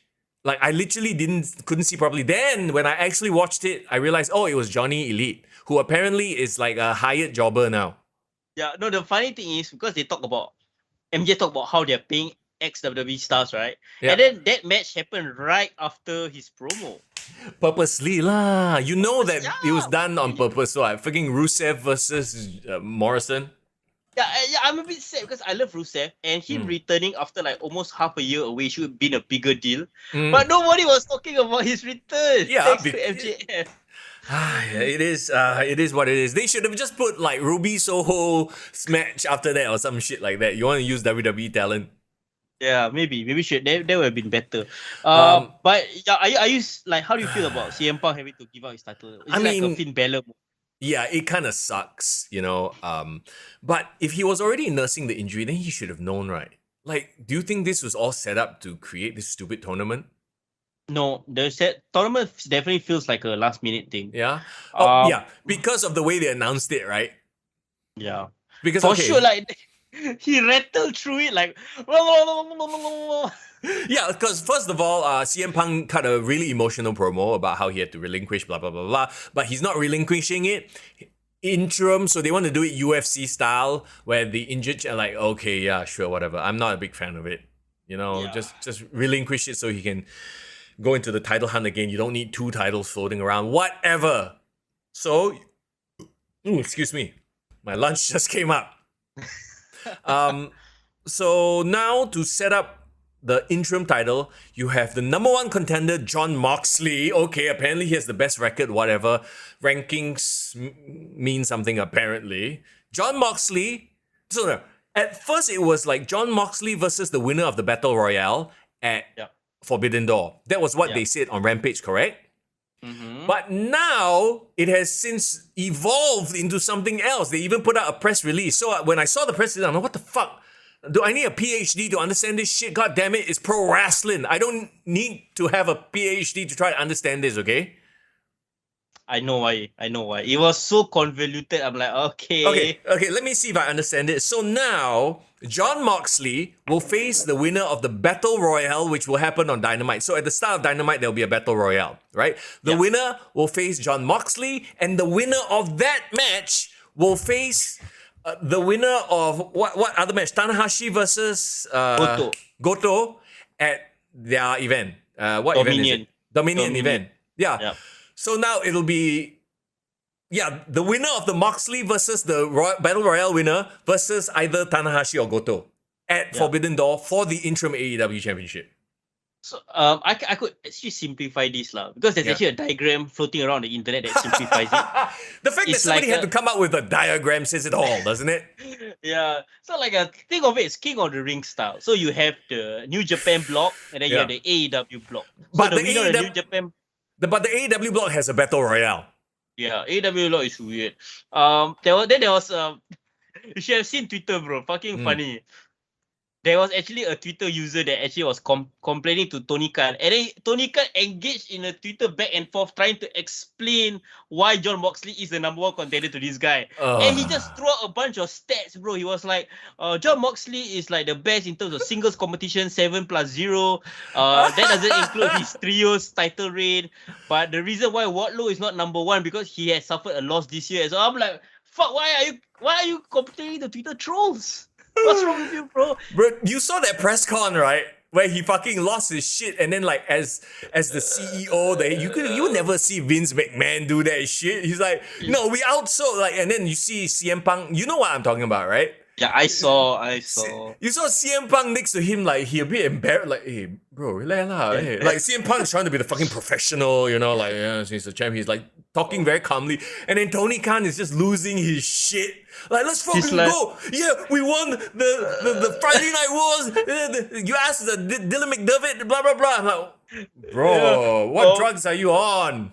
Yeah, us the fucking devil. Wow, bro. But, I don't know. Is this the insight into a mind of a crazy guy?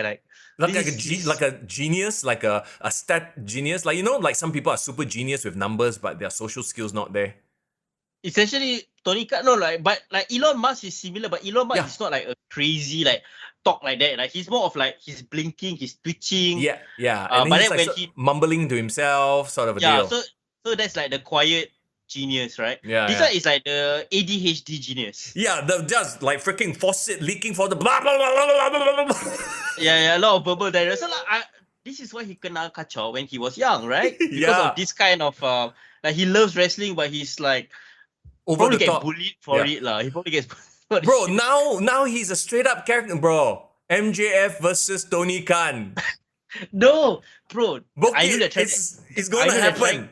They're trying to angle it like MJF versus the boss, but don't make Tony Khan a character on the show. Come on. His whole life he's wanted to do this. Okay, he's all of us right now. Now he has the power, the money. He has a full-on roster with CM Punk and up-and-comers and WWE's ex-WWE stars, blah, blah, blah. Bro, you don't think he's going to make his dreams come true and have a match? Come on. Come on, bro. Come on. You in that position, me in that position, hell yeah. Bro, everybody in chat, you would do it too. I'm a wrestling fan, but I never really wanted to be a wrestling star or wrestler, right? Like, no, that's why MJF had a great point. He said, you deserve to be where the rest of them are. Yeah, you're mark, you're fucking mark. Don't like mark this shit. You know what's the funniest image I had from Double or Nothing? It's not the press conference, bro. It's the part. Do you see him hugging Mata Hut? Wait, who? Tony Khan, like when Mata Hut came out for the title. I didn't wait. So was it like an awkward hug or what happened? Okay, so when Mata Hut came out to present the you go watch it back, it's fucking hilarious. They were presenting the Owen Hart Cup, right? Yeah. Tony Khan introduced her, and then when she came out, he hugged her in the most not perverted way. It's like a MILF, like like a young teenager getting to hug a MILF, and like he was feeling himself hugging her. He's like, oh, thank you so much, thank you. Oh yeah. Fuck, bro, in that face. Bro, really? You don't believe it? I go back and watch. No, I pull it out right now, bro. I have it. Because it's I write for Sportskeeda, right? Yeah. Send me a photo. So all the guys in Sportskeeda are so entertained by it. It became our group our group page, our WhatsApp group page, bro. Oh fuck, are you serious? Okay, I'm sending it to you. Wait. Okay. Let's see, you go see this shit. Oh my god. Okay, have it. Send. You go see it now. Okay, I see it now. Can I show everybody? Put it on the screen right now. You see it? You see it, bro? Oh my god. Okay. I gotta show. He's feeling it, bro. He was like, bro, and then he was whispering to her, "Oh my God, Martha, thank you so much. Oh We shit. appreciate Okay. you. Oh We love no, bro. Okay. Today, 2 screenshots. Which is the screenshot of the day? Tony Khan hugging Martha Hart or the red tete? Bro, you send me the red tete, I'll put out a poll on IG story later. Let's go. Red tete. Oh, this most awkward hug in the universe. Oh my god, he looks like he just nutted himself. I'm Yeah, sorry. that's good. He was like, "Oh yeah, you're Owen Hart's wife. I'm gonna feel you on behalf of Owen Hart." Oh my god. Oh shit, this is too much. Okay, so Oh, I haven't yes. laughed this hard since he assaulted the apron. Bro, So that's why AEW is the best content, both intentionally and unintentionally at this point right now. no, bro. You have this nonsense, and then you will have JR or commentary don't giving a fuck. You know what I mean? It's like you get what you want, lah. It's a chaotic nonsense. This attitude era lah is the best way I can put it, and that's why I know. Like, I don't know why people have this impression that I hate AEW. I couldn't stand it because it was shit when it first started. When it was just Young Bucks doing flippy shit, every match was flippy shit. Now it's like unintentional comedy, actual bad comedy, and actual good shit. So you have a bit of everything. Yeah, and the best part is you know what to expect from which wrestler, right? Yeah, exactly. Hales, thanks for joining us, by the way. Oh my god, okay. My jaw. Hales, Hidayah, you missed the best part, but please watch it back. No, that's the thing, right? Tony Khan feeling himself, hugging Martha Hart. Come on. Oh my god. Oh shit. I'm okay. Sorry, I need to calm down. You go ahead. Okay, carry on. Yeah. So anyway, CM Punk is dropping the title. It'll be interim championship.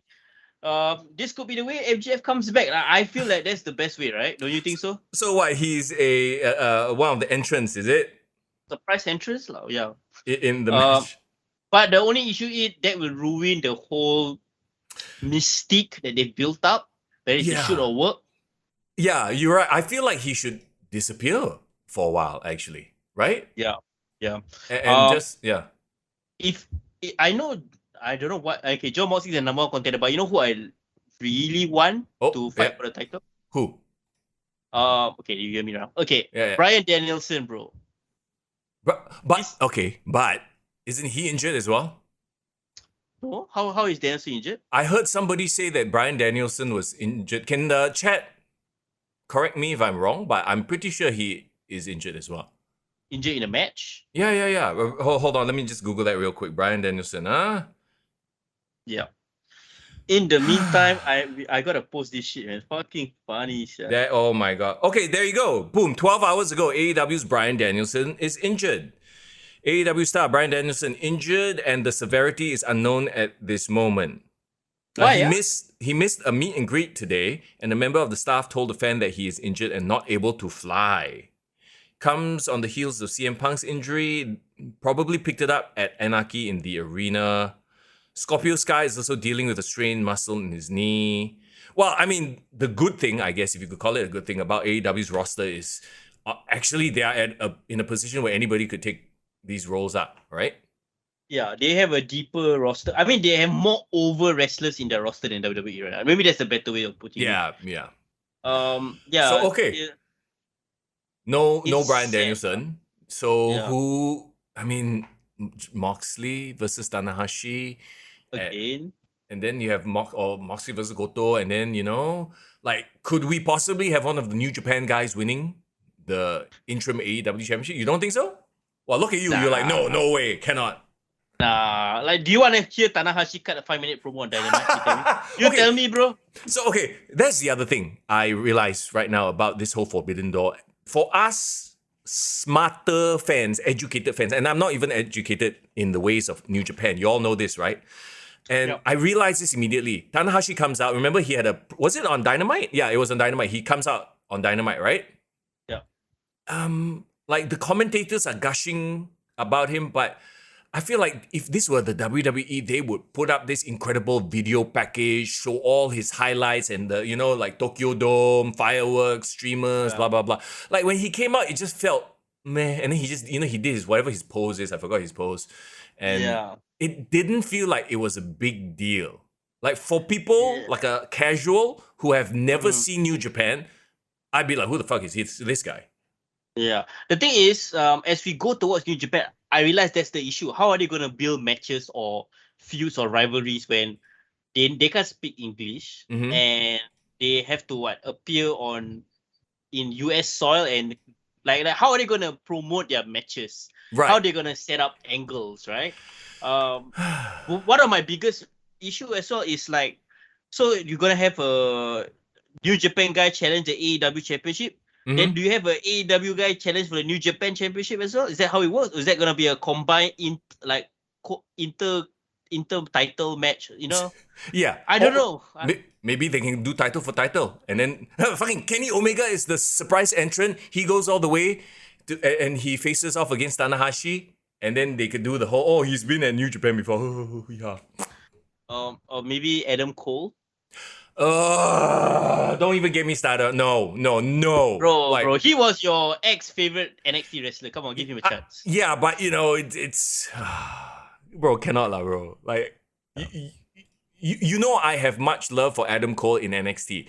In AEW, okay, my question to the chat is like, who do you think should be the interim champion? Like let's face it, it's gonna be facing Tanahashi because Goto is not gonna be part of this equation. Right. Who should be the AEW's side to become the interim champion? Because Moxley, nah, not really. I don't feel him as he's not that heated up. Right. Yeah. Okay, I'm trying to do something funny right now. I know what I have a feeling. I know what you're doing. He's too small.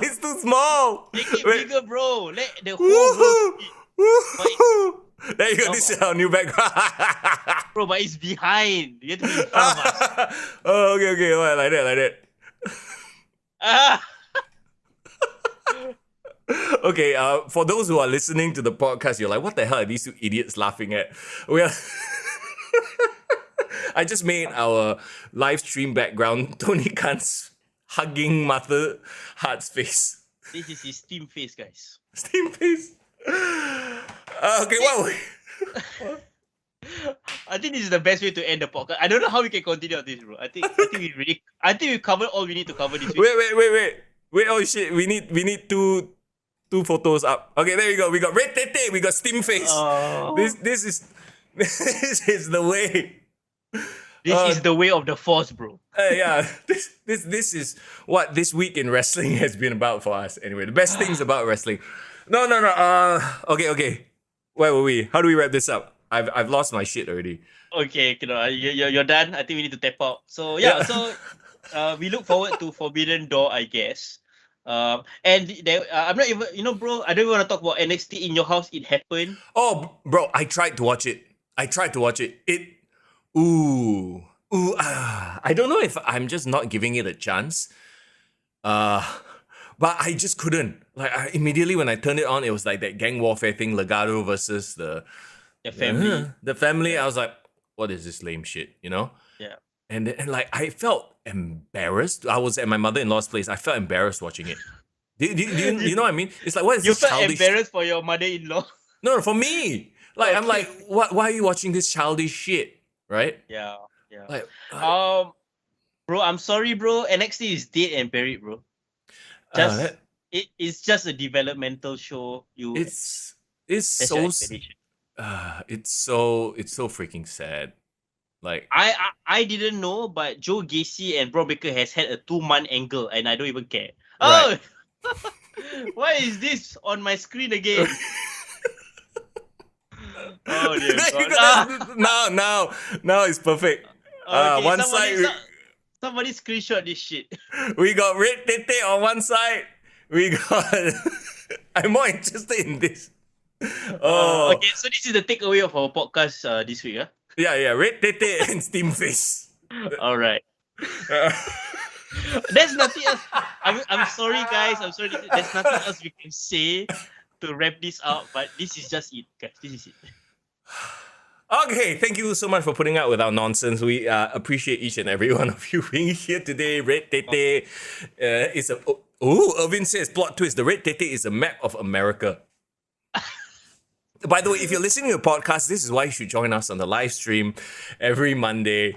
Because there's this visual element that we lose our shit on. Can have Red Tete redeem on your stream. Okay, I'll incorporate that into my gaming stream. I'm not streaming today, by the way, on Twitch. I will stream tomorrow evening. Why redeem on your stream? I don't get it. So on Twitch, there's this thing where you can spend points. So if you watch a stream long enough, you accumulate points. And then based on these points, you can redeem funny things. It's up to the broadcaster or the streamer to, set things. So Got it. Bro, there 2 icons for you, bro. Go make that dough. wait.